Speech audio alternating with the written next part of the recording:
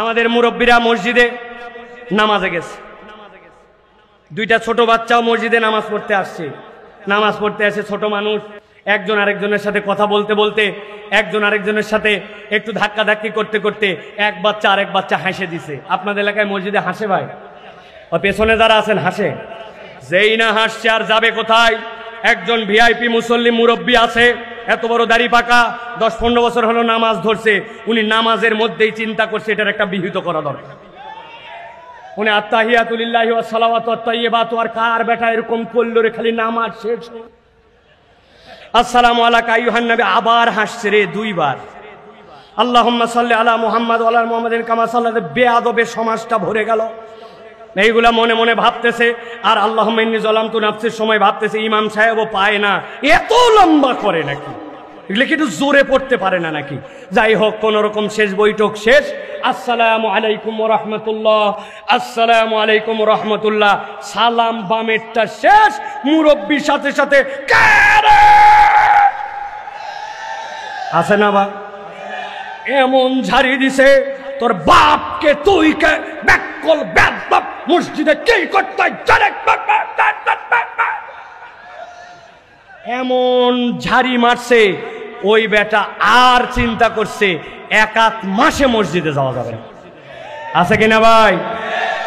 এই যে মুরব্বী, আপনি যে গরম মেরে দিলেন, আপনি যে আপনার ছোট্ট, আপনার পরের প্রজন্মকে নামাজি বানালেন না, আপনি মনে করতেছেন আল্লাহর ঘরকে আপনি ঠিকঠাক করার জন্য উত্তম আখলাক দেখাইছেন, আপনি কসু দেখাইছেন, আপনি এখনো ইসলাম বোঝেন নাই। আমি মাঝে মাঝে মজা করে বলি, ওইগুলা মুরব্বীকে আল্লাহ রাব্বুল আলামিন যদি জান্নাতে আমাদের সাথে ঢুকায়, আমরাও মুরব্বীকে আল্লাহকে বলবো, আল্লাহ তুমি তো আমাদেরকে সব দেখাতে পারো। উনার বয়স যখন 5 বছর ছিল, আসরের নামাজের সময় মুরব্বী কি করতেছিল আমি একটু দেখতে চাই। দেখবেন কিছু করতেছিল না, টায়ার নিয়ে আর ওই যে কলমির ডাল দিয়া টায়ার চালায় বেড়াচ্ছে। ভালো করে বোঝেন, কোন মুরব্বীকে আমি ক্রিটিসাইজ করার জন্য বলছি না, মাথার মধ্যে ঢুকানোর জন্য বলছি। আপনার আখলাকটা অন্যরকম হতে পারত। আমি তো বলি, মুরব্বী আপনার পকেট থেকে একটা চকলেট দেন আমাকে। কোন মুরব্বী দেন, ওই আপনার চকলেট পকেটের। হুজুর চকলেট নিয়ে ঘুরবো কি জন্য? আমার কি ডায়াবেটিস আছে নাকি যে হাইপো হলে আমার চকলেট খাওয়া লাগবে? জি না। মসজিদে ওই বাচ্চাটা চিল্লায় উঠেছে, একটুখানি কথা বলছে, নামাজ শেষ করে শান্ত করে তার কাঁধে হাত দিয়েছেন, দিয়ে বলছেন, দাদু মসজিদে আসছিস, খুব খুশি হয়েছি, কিন্তু নেই চকলেটটা খা। চকলেটটা সিলে মুখে দেওয়ার পরে বলছেন, দাদু রে, মসজিদে আসলে মানুষ হাসে, বল হাসলে কিন্তু অন্যরা কষ্ট পায়, নামাজ সুন্দর হয় না, তুই কিন্তু আর হাসবি না, আর একবার যদি না হাসিস আগামী ওয়াক্তে 2 চকলেট। ওই বেচারি খুশি হয়ে পরের ওয়াক্তে আসছে, ও দেখবেন হাসতে পারে। আপনি কৌশলে নামাজে একটু পরে দাঁড়াইছেন, দাঁড়াইয়া এক পাশে ওরে নিছেন, আরেক পাশে আলাদা দিছেন, 2 বাচ্চাকে পাশাপাশি দাঁড় হতে দেন নাই। নামাজ শেষ হয়েছে, 2 চকলেট হাতে ধরাই দিয়ে বলছেন, মাশাআল্লাহ আমার দাদু ভাই, তুই তো হাসিস নাই, তুই সুন্দর কথা শুনছিস দাদু ভাই। ও আসছে, চকলেট দিছেন। 7 দিন পরে চিন্তা করছেন প্রত্যেক ওয়াক্তে চকলেট দিলে তোর মন জগবে না। 5 টাকার একটা কয়েন রেখেছিলেন, পকেট থেকে 5 টাকার একটা কয়েন বের করে হাতে দিয়ে বলছেন, আজকে চকলেট না, যা আইসক্রিম খা, এত সুন্দর তুই নামাজ পড়িস। ওই ছেলেটা মসজিদমুখী হয়েছে, হাসি বাদ দিছে, আপনাকে দেখে তার দিলটা ভরে গেছে। হঠাৎ করে মসজিদ থেকে একদিন ডাক আসছে, অমুক মুরব্বী বিদায় হয়ে গেছে, তার জানাজায় আপনারা সকলে শরীক হন।